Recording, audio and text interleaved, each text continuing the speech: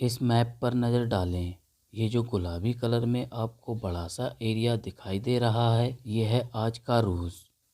और इसके आसपास में जो आपको छोटे छोटे टुकड़े दिखाई दे रहे हैं 15 भागों में, जैसे Armenia, Azerbaijan, Belarus, Estonia, Georgia, Kazakhstan, Kyrgyzstan, Latvia, Lithuania, Moldova, Russia, Tajikistan, Turkmenistan, Ukraine, Uzbekistan. साल 1991 से पहले ये सभी देश मिलकर एक देश यूएसएसआर की स्थापना करते थे। लेकिन रातों रात इतना बड़ा देश बिखर गया, जिसका गम आज भी रसिया को सताता है। रसिया आज भी इन देशों के टूटने का गम नहीं भुला पाया है, इसलिए वह इन अलग हुए देशों को दोबारा अपने में मिलाना चाहता है। यही कारण है कि आज यूक्रेन और रसिया के बीच में भयंकर युद्ध चल रहा है।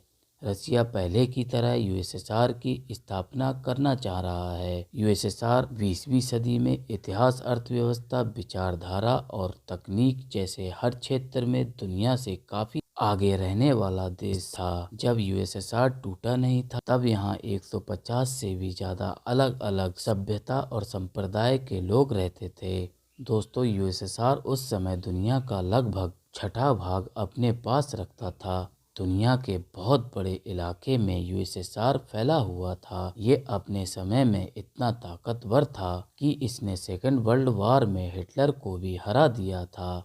और सबसे पहले स्पेस में इंसान को भेजने वाला देश रसिया ही था। अमेरिका के साथ कोल्ड वॉर करने वाला देश भी यूएसएसआर ही था और उस दौर में परमाणु हथियारों की होड़ में सबसे आगे था। क्यूबा और वियतनाम जैसी क्रांति में अपनी अहम भूमिका निभाने वाला देश भी यूएसएसआर ही था। दोस्तों, यूएसएसआर उस दौर में हर क्षेत्र में आगे था, जैसे विज्ञान, तकनीक, खेल जगत और साहित्य में। फिर भी इतने बड़े और ताकतवर देश का बंटवारा हो गया, वो भी क्रिसमस की रात 1991 में। जैसे कि हमारा देश अलग हुआ था 1947 में, ठीक उसी तरह यूएसएसआर का भी बंटवारा हो गया।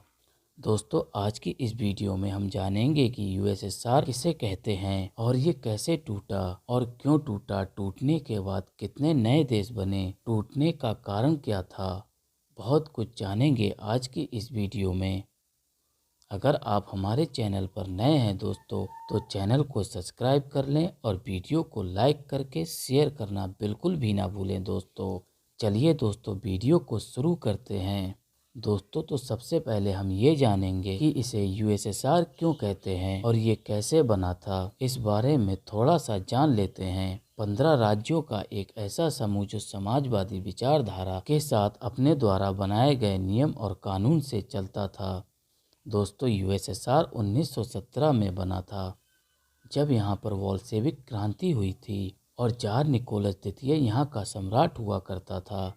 दोस्तों, जार निकोलस द्वितीय को सत्ता से बेदखल करके रूसी साम्राज्य को समाप्त कर दिया गया था। जार निकोलस द्वितीय को सत्ता से हटाने के बाद 1922 में लेनिन के नेतृत्व में दूर दराज के राज्यों को रूस में मिलाया गया, जिसके बाद यूएसएसआर की स्थापना हुई। इस मैप पर नजर डालें, इसमें जो 15 देश हैं, इन्हें मिलाकर ही यूएसएसआर बना था। रशियन भाषा में इन 15 देशों को ही यूएसएसआर कहा जाता है और सोवियत भी कहा जाता है। इन सभी देशों की अपनी अपनी सोवियत होती थी, पार्लियामेंट की तरह। जैसे कजाकिस्तान की अपनी सोवियत, यूक्रेन की अपनी सोवियत, ऐसे ही इन देशों की अपनी अपनी सोवियत होती थीं, जो पार्लियामेंट की तरह ही काम करती थीं। यूएसएसआर को लेकर लेनिन की विचारधारा बहुत साफ थी कि यूएसएसआर के इन 15 देशों में करीब 150 से अधिक संप्रदाय के लोग रहते थे, जिसमें सबसे अधिक रूसी लोगों की संख्या थी। इसके अलावा इसमें मुस्लिम लोग भी रहते थे, जैसे कि तुर्कमेनिस्तान के तुर्क लोग, किर्गिस्तान के किर्गिज लोग, यानी नॉन रशियन लोग जो थे वो सब एक साथ हो जाएं। यानी कि यूएसएसआर में नॉन रशियन लोगों की संख्या भी काफी अधिक थी। लेनिन चाहता था कि ये सारे संप्रदाय के लोग एक हो जाएं और लेनिन का मानना था कि कुछ सालों के बाद ये सभी लोग आपस में घुल मिल जाएंगे और हम यूएसएसआर को दुनिया का एक बेहतर देश बना देंगे। लेनिन का सपना था कि यूएसएसआर एक लोकतांत्रिक देश बने, जैसे हमारा भारत और ऑस्ट्रेलिया है, वैसे ही उनका ये सपना पूरा होता उससे पहले ही साल 1924 में उनकी मौत हो गई। उनके मरने के बाद यूएसएसआर की सत्ता संभाली स्टालिन ने। स्टालिन के विचार लेनिन से बिल्कुल अलग थे। स्टालिन एक बहुत ही खतरनाक तानाशाह निकला, हिटलर से भी बुरा। यूएसएसआर में स्टालिन की सत्ता आने के बाद उसने मॉस्को में एक संसद बनाई जिसका नाम supreme Soviet of the Soviet union था। दोस्तों, यहीं से यूएसएसआर में तानाशाही का दौर शुरू होता है। स्टालिन ने यूएसएसआर में वन पार्टी रूल लागू कर दिया। उसका कहना था कि यूएसएसआर में सिर्फ एक ही पार्टी काम करेगी, कोई दूसरी पार्टी नहीं बनेगी, और वो पार्टी जो काम करेगी वो पार्टी होगी सिर्फ कम्युनिस्ट पार्टी। कम्युनिस्ट पार्टी के अलावा ना कोई दूसरी पार्टी बना सकता है। इस तरह मॉस्को में सुप्रीम सोवियत बनने के बाद पूरे यूएसएसआर का पावर स्टालिन ने अपने हाथों में ले लिया।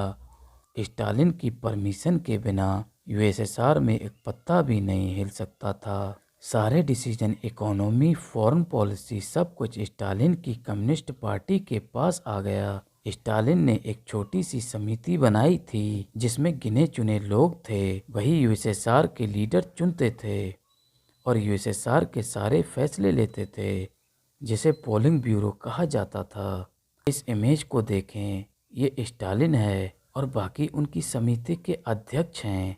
दोस्तों, इस तरह से ये लोग पूरे यूएसएसआर पर राज करने लगे। लेकिन इस दौरान यूएसएसआर की इस समिति ने कुछ बहुत अच्छे काम भी किए थे। जैसे साल 1928 में यूएसएसआर ने पंचवर्षीय योजनाएं शुरू की थीं, जिसे आज भी बहुत सारे देश कॉपी करते हैं। दोस्तों, पंचवर्षीय योजनाओं की शुरुआत सबसे पहले यूएसएसआर से ही हुई थी। इन योजनाओं में यूएसएसआर काफी सफल भी रहा और उनकी सफलता देखकर ही बाकी देशों ने भी इस योजना की कॉपी करना शुरू कर दिया था। आज के समय में ये योजनाएं हमारे देश में भी चल रही हैं। हम कह सकते हैं कि भारत ने भी पंचवर्षीय योजनाओं की कॉपी यूएसएसआर से ही की थी। दोस्तों, जिन जिन देशों में लोकतांत्रिक सरकारें चल रही हैं, उन सभी देशों में पंचवर्षीय योजनाएं चलती हैं। दोस्तों, हम बात कर रहे थे यूएसएसआर कैसे बना और लेनिन के बाद स्टालिन कैसे यूएसएसआर का तानाशाह बना। स्टालिन हिटलर से भी ज़्यादा क्रूर तानाशाह था। दोस्तों, यूएसएसआर पर इसका पूरी तरह से कब्जा हो गया। वह पूरे यूएसएसआर पर अपनी मनमानी करता था और जो लोग भी इसका विरोध करते थे उन्हें पकड़कर गुल्लक में भेज दिया जाता था। इस मैप पे जितने भी छोटे छोटे निशान हैं, इन सभी जगहों पर स्टालिन के द्वारा गुल्लक बनाए गए थे। और ये सुनकर आपको यकीन नहीं होगा कि जितने हिटलर ने एक चैम्बर में भरकर यहूदियों को नहीं मरवाया होगा, उससे कहीं ज्यादा स्टालिन ने अपने देश के लोगों को ही इन गुल्लकों में जिंदा दफन करवा दिया था। इसलिए ही कुछ बुद्धिजीवी स्टालिन को हिटलर से भी ज्यादा बुरा तानाशाह मानते हैं। स्टालिन सिर्फ यूएसएसआर की जनता को ही नहीं, बल्कि जो भी उसका विरोध करता था, जैसे कि अपनी आर्मी के अफसरों को और अपने ही मंत्रियों को, और जो भी उसका विरोध करता उन्हें मरवा देता था। दोस्तों, जब तक ये तानाशाह मरा नहीं, तब तक ये अपने विरोधियों को चुन चुन कर मरवा देता था। 1953 में जब इसकी मौत हुई थी, तब तक इसने यूएसएसआर में लाखों लोगों को मौत के घाट उतार दिया था। स्टालिन ने इस तरह से यूएसएसआर की जनता को गुलाम बनाकर रखा था। 1953 में स्टालिन की मौत के बाद जो उसकी समिति के लोग थे, उन्हीं लोगों ने बाद में यूएसएसआर की कमान संभाली। ये लोग भी स्टालिन की तरह क्रूर थे, क्योंकि वो स्टालिन के द्वारा चुने हुए लोग थे, इसलिए उनकी विचारधारा भी स्टालिन से काफी मिलती जुलती थी। इसलिए उन सब ने भी स्टालिन की तरह ही काम किया। 1985 तक कुछ सालों तक सब कुछ ऐसा ही चलता रहा। उसके बाद यूएसएसआर में नए संविधान की मांग उठने लगी। 1985 में मिखाइल गोर्बाचोव यूएसएसआर के नए प्रेसिडेंट बने। इन्होंने स्टालिन की नीतियों का विरोध किया और ये लेनिन की तरह से काम करने वाले लीडर बने। दोस्तों हम यहाँ पे मिखाइल गोर्बाचोव की बात बाद में करेंगे। उससे पहले हम ये जानेंगे यूएसएसआर की कम्युनिस्ट पार्टी ने ऐसे कौन कौन से काम किए थे। यूएसएसआर टूटा था। यूएसएसआर के टूटने का सबसे मुख्य कारण स्टालिन और उसके कुछ चुनिंदा नेताओं की तानाशाही थी। इसके बाद दूसरा कारण अंतरिक्ष में जाने की होड़।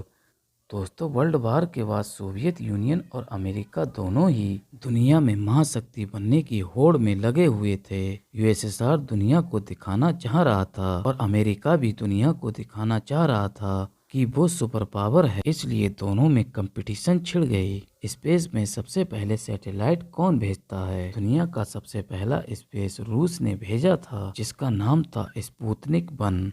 इस रेस में रसिया अमेरिका से जीत गया। इसके बाद स्पेस में सबसे पहले इंसान को कौन भेजता है, इस बारे में भी इन दोनों में रेस छिड़ गई। इसमें भी रूस जीत गया।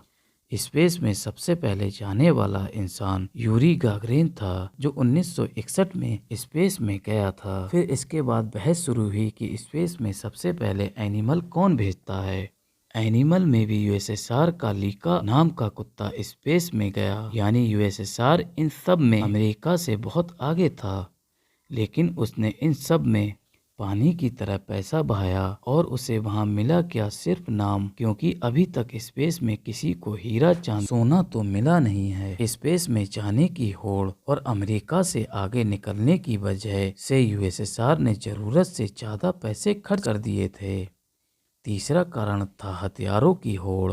उस समय का दौर था परमाणु बॉम्ब का, क्योंकि इस बला का नाम नागासाकी और हिरोशिमा के बाद ही दिखाई दिया था दुनिया को। इसलिए यूएसएसआर को अमेरिका से डर था, क्योंकि अमेरिका ने जापान पर 2 परमाणु बॉम्ब गिराए थे। इसलिए यूएसएसआर ने खुद को बचाने के लिए एक के बाद एक परमाणु हथियार बनाने शुरू कर दिए थे। रूस का न्यूक्लियर टेस्ट देखने के बाद अमेरिका भी तेजी के साथ परमाणु बॉम्ब बढ़ाने में लग गया था।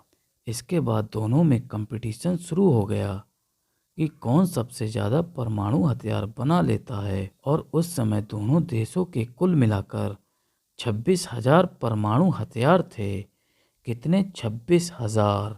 ये दोनों इतने सारे परमाणु हथियार क्यों बना रहे थे? मान लीजिए अगर अमेरिका यूएसएसआर के परमाणु ठिकानों पर हमला करता है तो यूएसएसआर के परमाणु हथियार फट जाएंगे। फिर यूएसएसआर क्या करेगा? उनके पास और भी परमाणु हथियार होने चाहिए, तभी तो यूएसएसआर अमेरिका पर वापसी हमला कर पाएगा। इसीलिए यूएसएसआर ने परमाणु हथियार सबमरीन पर, जमीन पर और हवा में प्लेन पर सब जगह तैनात कर दिए।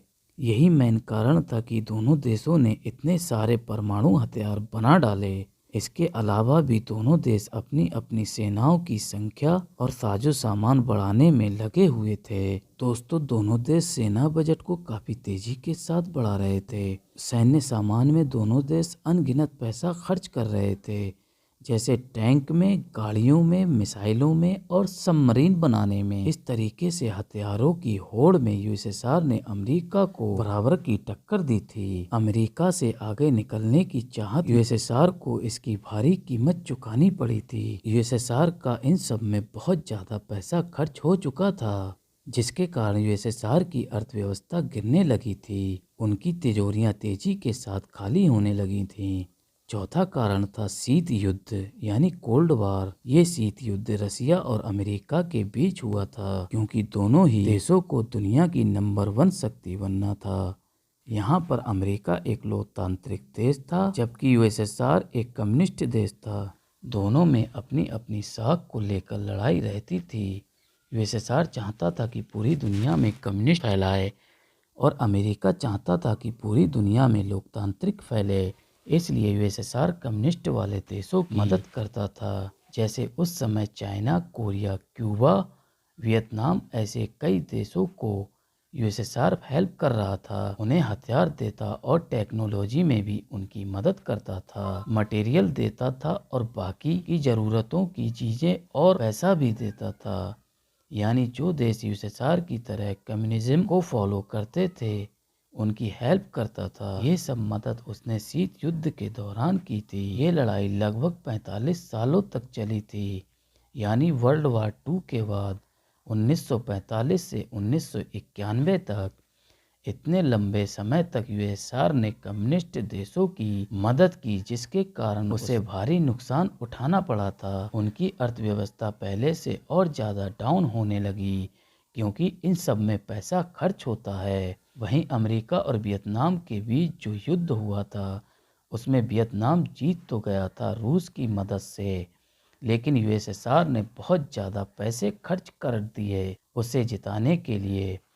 अगला कारण था नौकरशाही। इतने बड़े देश में छोटी सी समिति नौकरशाही फैलती चली गई, और ये नौकरशाही यूएसएसआर की सभी संप्रदायों में बढ़ती चली जा रही थी। मतलब यूएसएसआर में लोगों को कोई भी काम करना होता था तो उन्हें लंबी कागजी कार्रवाई से गुजरना पड़ता था।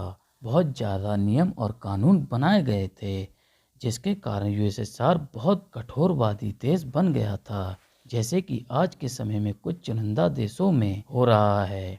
जैसे नॉर्थ कोरिया, ईरान कुछ ऐसा ही कर रहे हैं जैसे कि पहले यूएसएसआर करता था। अगला कारण था नामक अर्थव्यवस्था। यूएसएसआर की अर्थव्यवस्था जो थी वो जर्मनी के कार्ल मार्क्स के सिद्धांतों से प्रेरित थी। बंटवारा और आपसी लेन देन, यानी संसाधनों के आपसी लेन देन को समाज की संपत्ति मानते थे। यूएसएसआर में जितनी भी फैक्ट्रियां थी उनके मालिक यूएसएसआर समिति के लोग हुआ करते थे। यूएसएसआर के लोगों को बस काम करना होता था। उनके उद्योगों में यूएसएसआर की जनता अपना खुद का काम बिजनेस नहीं कर सकती थी। इस कारण यूएसएसआर की बड़ी आबादी का एक बड़ा हिस्सा खेती और उद्योगों में लगा दिया गया था। और यहाँ पे अमेरिका एक लोकतांत्रिक देश था, इसलिए वहाँ के लोगों को खुद का काम और अपना बिजनेस करने की आज़ादी थी, जिसके मालिक वो खुद हुआ करते थे। यूएसएसआर एक कम्युनिस्ट देश था, इसलिए ऐसा वहाँ पे कुछ भी नहीं कर सकते थे। और 80 का दशक आने के बाद तक यूएसएसआर की जीडीपी अमेरिका से आधी रह गई थी। अगला कारण था अफगान वार। जैसा कि मैंने आपको बताया कि यूएसएसआर में कम्युनिस्ट सरकार थी, इसलिए वो कम्युनिज्म कंट्री को सपोर्ट करती थी। दोस्तों, अफगानिस्तान इनका पड़ोसी मुल्क था। ये भी यूएसएसआर की तरह कम्युनिस्ट देश था। यहाँ एक ग्रुप था मुजाहिदीन, जो कि कम्युनिज्म के खिलाफ था। वो अफगानी कम्युनिस्ट सरकार से बिल्कुल भी खुश नहीं था। अफगानिस्तान का मुजाहिदीन ग्रुप चाहता था कि उनके देश में कम्युनिज्म पूरी तरह से खत्म हो, इसलिए उन्होंने अफगानिस्तान सरकार से युद्ध शुरू कर दिया था। ये बात यूएसएसआर को बिल्कुल भी पसंद नहीं आई, इसलिए वो अफगानिस्तान सरकार की मदद के लिए युद्ध में कूद पड़ा। यह युद्ध 1979 से शुरू हुआ और 1989 तक चला, यानी पूरे 10 सालों तक।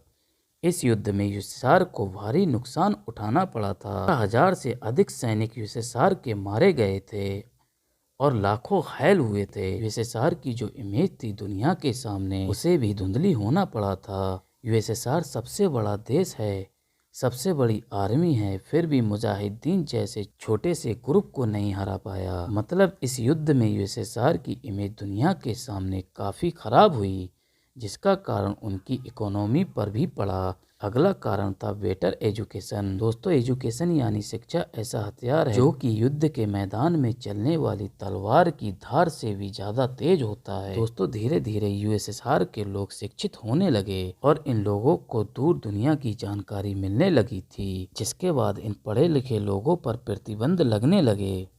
फिर पढ़े लिखे लोगों ने सोशल ग्रुप बनाने शुरू कर दिए। यूएसएसआर के लोग जागरूक होने लगे और वो अच्छी तरह समझने लगे कि हमारे साथ बहुत बुरा अत्याचार हो रहा है। तो ये सब मेन कारण थे, और भी बहुत छोटे छोटे कारण थे, जैसे कि यूएसएसआर की अर्थव्यवस्था तेजी के साथ गिरती जा रही थी।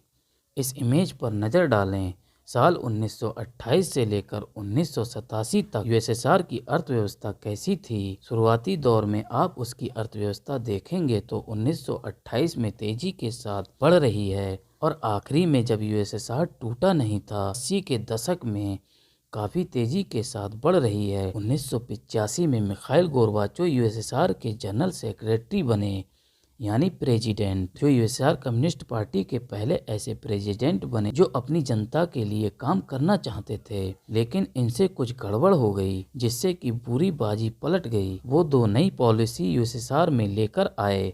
नंबर 1 पेरेस्ट्राइका और दूसरी क्लासनोस्ट पॉलिसी। ये दोनों रशियन लैंग्वेज के शब्द हैं। दोस्तों, इसमें ग्लासनोस्ट पॉलिसी का मतलब था कि रूसी लोग जो बोलना चाहते हैं वह बोलने की उन्हें पूरी आज़ादी है। इसके लिए उन्हें किसी भी तरह की जेल में नहीं डाला जाएगा और ना ही कोई सज़ा दी जाएगी। दोस्तों, यहाँ पे मिखाइल गोर्बाचोव ने सबको बोलने की आज़ादी दे दी। इससे क्या हुआ कि वहाँ की मीडिया और वहाँ के लोग अपने यूएसएसआर की कम्युनिस्ट सरकार के खिलाफ ही बोलने लगे और लिखने लगे कि हमारे देश की इकोनॉमी बहुत तेज़ी के साथ गिर रही है।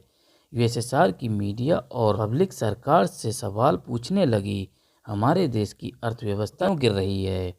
इसी तरह से जो 15 देश मिलकर यूएसएसआर की स्थापना करते थे वे सभी देश आज़ादी मांगने लगे, क्योंकि मिखाइल गोर्बाचोव ने इन्हें बोलने की आज़ादी दी थी। इसलिए ये सारे देश मिलकर आवाज़ उठाने लगे और अपने देश को आज़ाद करने के लिए कहने लगे। तो ये थी मिखाइल गोर्बाचोव की पहली पॉलिसी। दूसरी थी पेरेस्ट्रॉइका पॉलिसी। इस पॉलिसी के द्वारा यूएसएसआर में चुनाव की व्यवस्था को लाया गया था, क्योंकि पहले यूएसएसआर में कम्युनिस्ट पार्टी के द्वारा चुना हुआ ही व्यक्ति वहां का प्रेसिडेंट बनता था, वह भी कम्युनिस्ट पार्टी की समिति के द्वारा चुना हुआ नेता।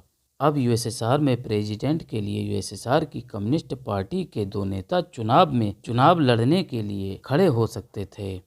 यूएसएसआर की जनता को वोट डालने का हक मिल चुका था, उसके द्वारा वह अपनी पसंदीदा नेता चुन सकते थे। दोस्तों, नई पॉलिसी के द्वारा फॉरेन कंट्री से इन्वेस्टरों को बुलाया गया, उन्हें अपने यहाँ फैक्ट्री उद्योग लगाने की इजाज़त दी गई।